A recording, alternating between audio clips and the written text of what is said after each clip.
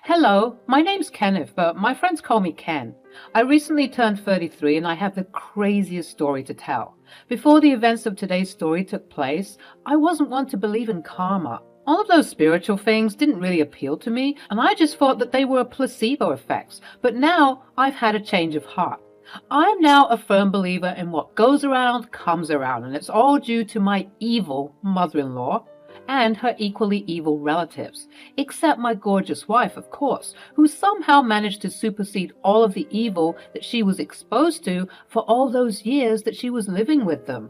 The drama all began when this happened on one sunny Wednesday morning in my home.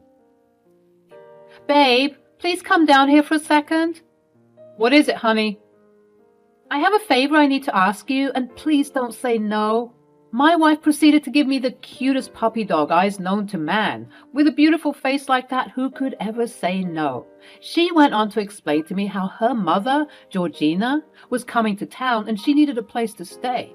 I knew where this was going, and I vehemently said no. But babe, it's only for the weekend. You mean to tell me you can't handle a sweet little old lady for one weekend? That lady was anything but little or sweet. She was evil incarnate. I swear to God, all of the movie renditions of evil in-laws will never amount to the hell I've gone through just to be with Kimberly.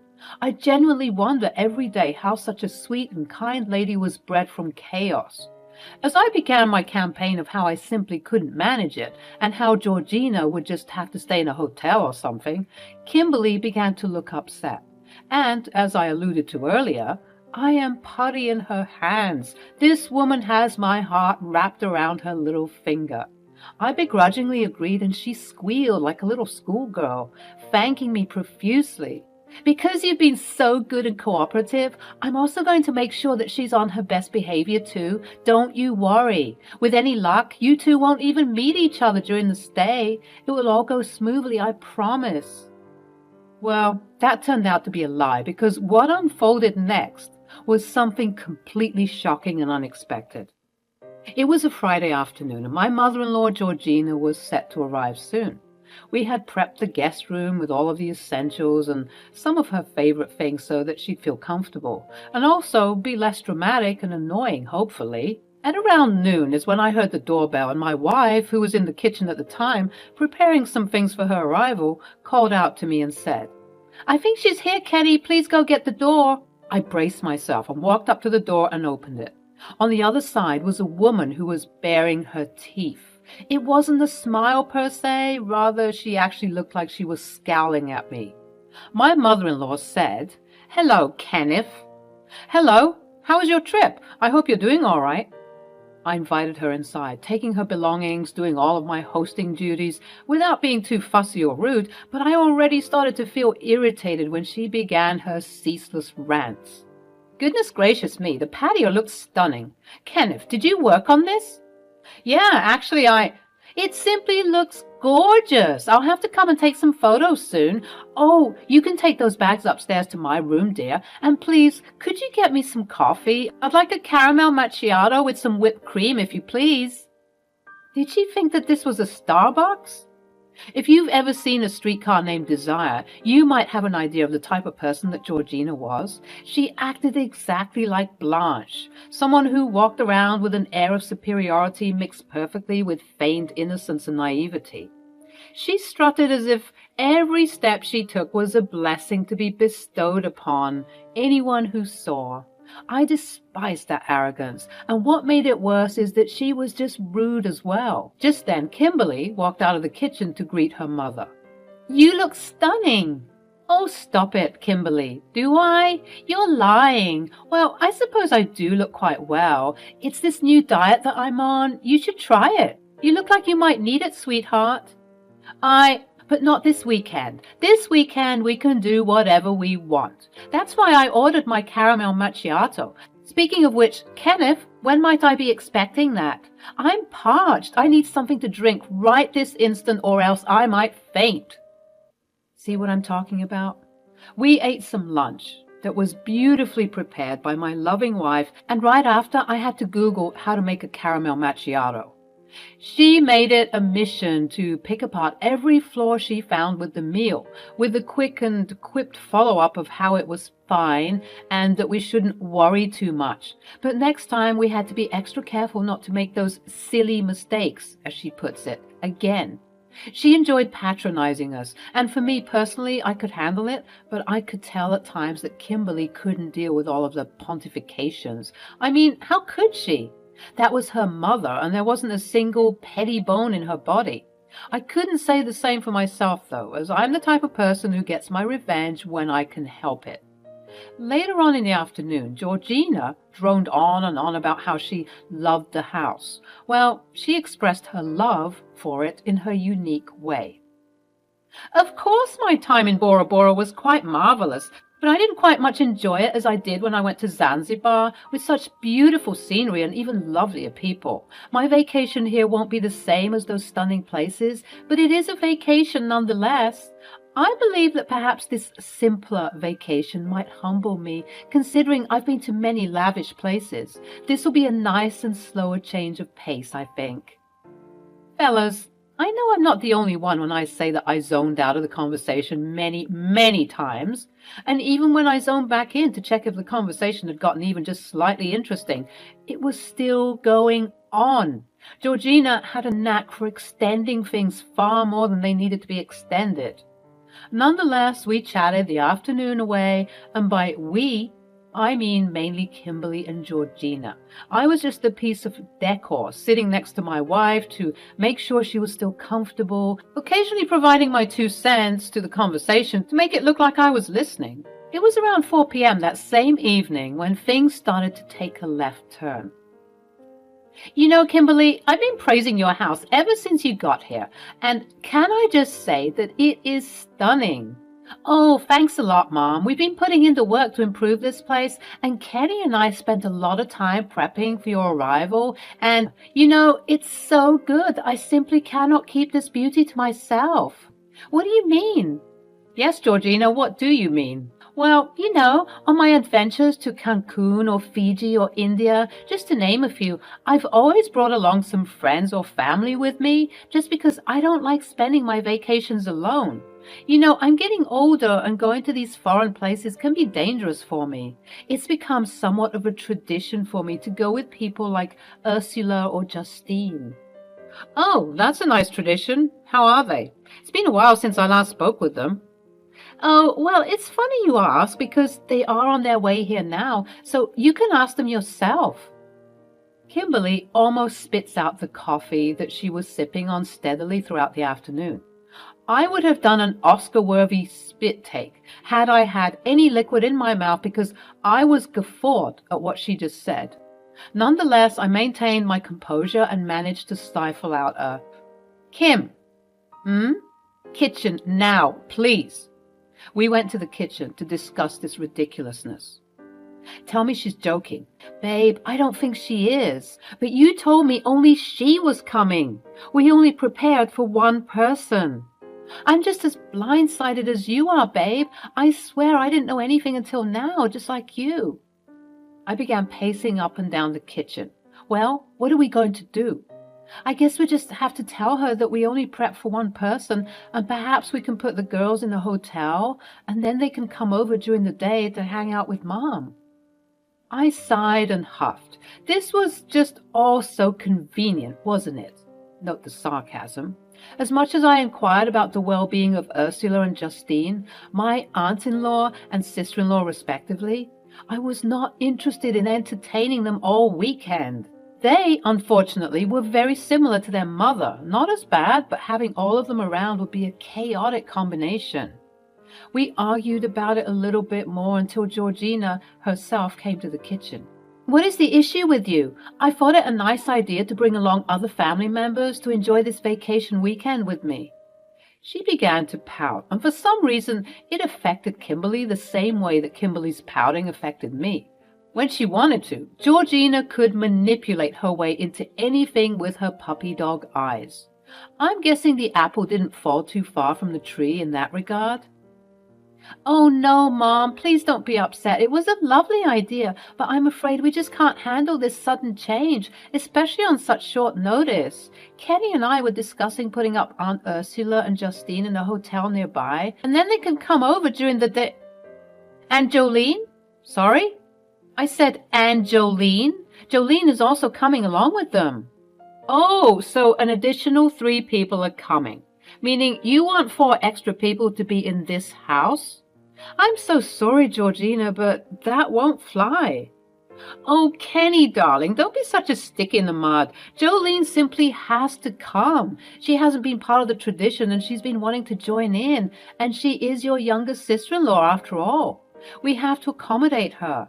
And honestly, you're not even considered our real family, so it makes sense for you to leave and for the rest of the girls to come over and stay. It's just for a couple of days, after all. Mom, how can you say that? Kenny is our real family. Is he, though? You're putting him above your actual sisters? That's not what I'm saying, and that isn't the main issue that we had, Mom. We were concerned about space. We don't think there'll be enough room to house everybody. I'm glad you brought that up, because I have come up with a very helpful solution that will please everybody. Okay, let's hear it.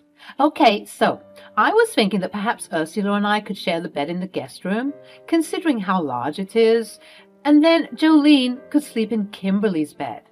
There was a pause.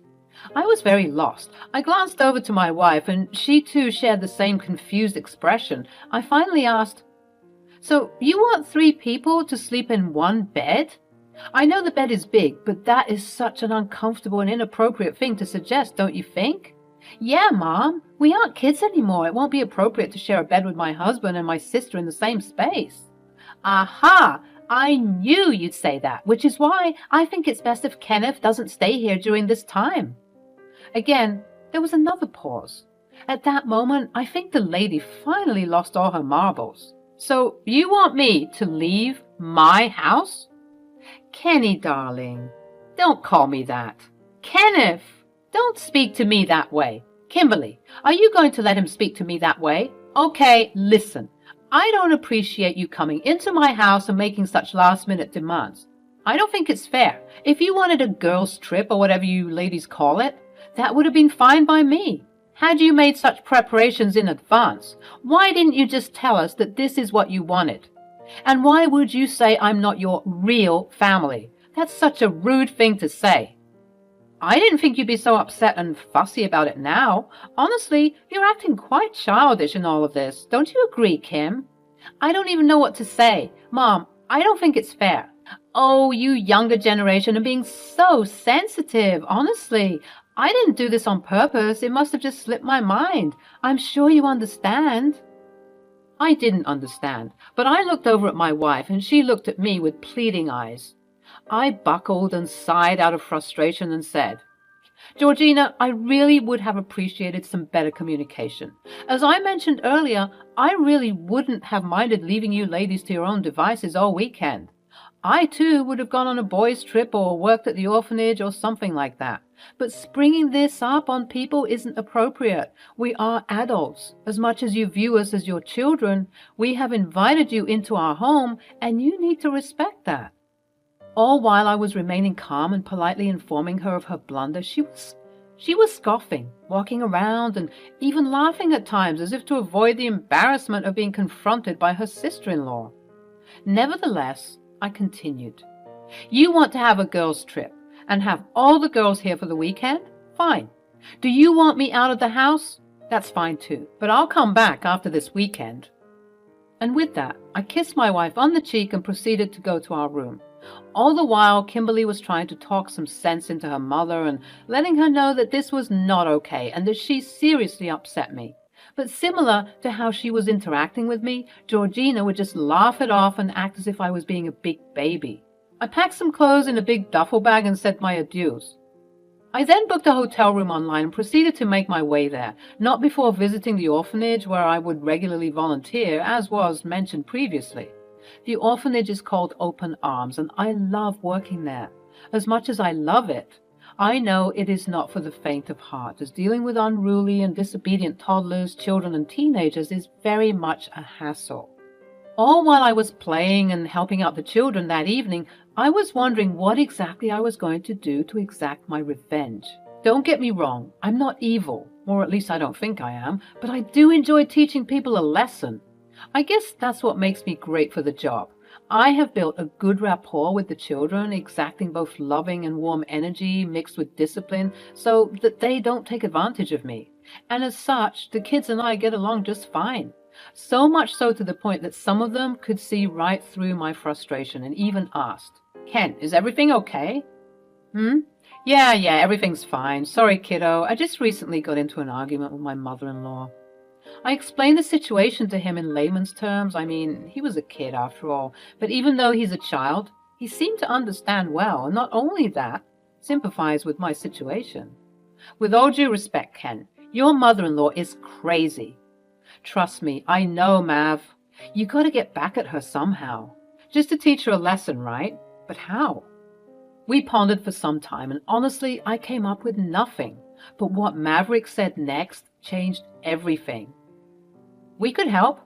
What are you talking about? We could help. If you take a handful of us kids and bring us to your house, we could ruin her weekend.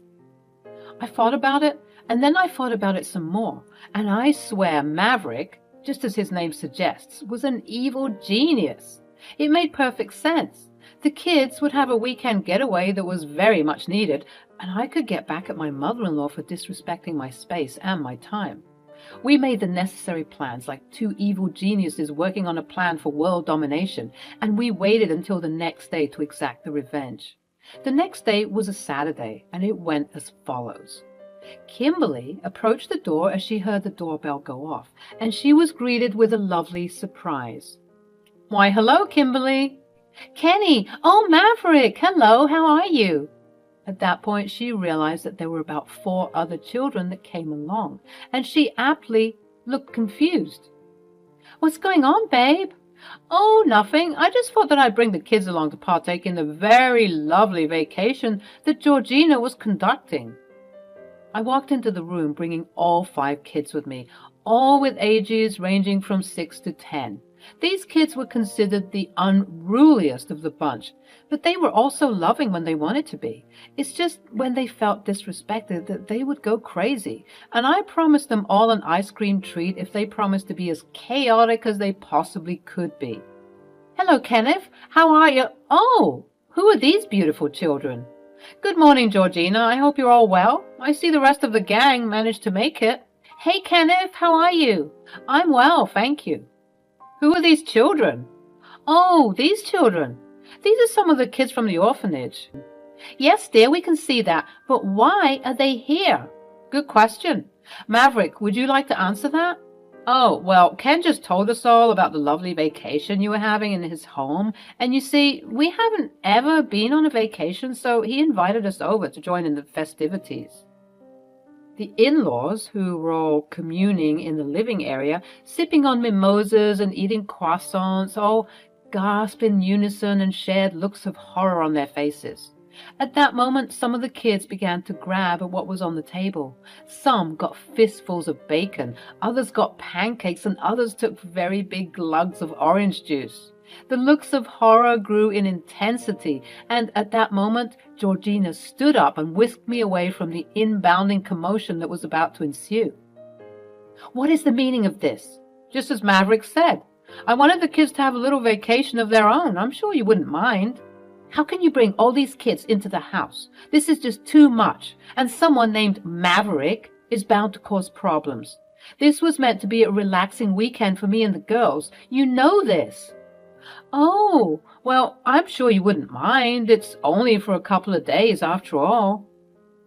"Okay, listen here, buddy. I know you're upset."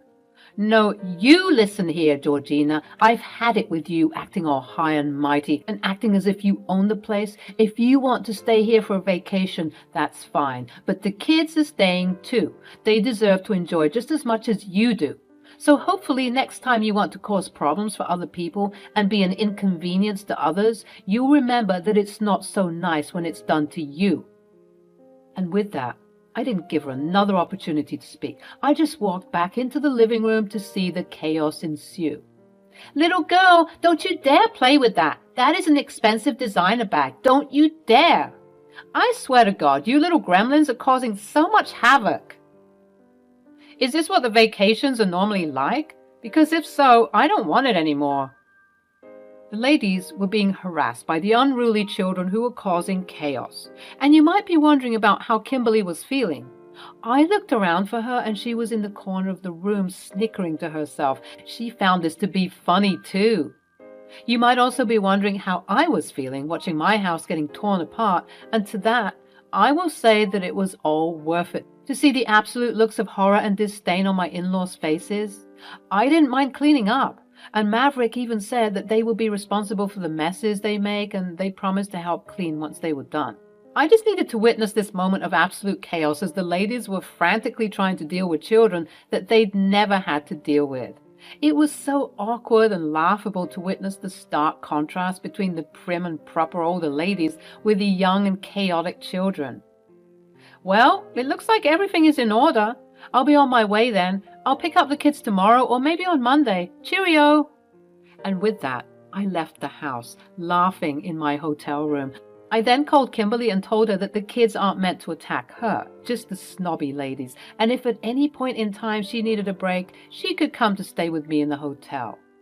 I will never forget that day, as it was one of the best days of my life.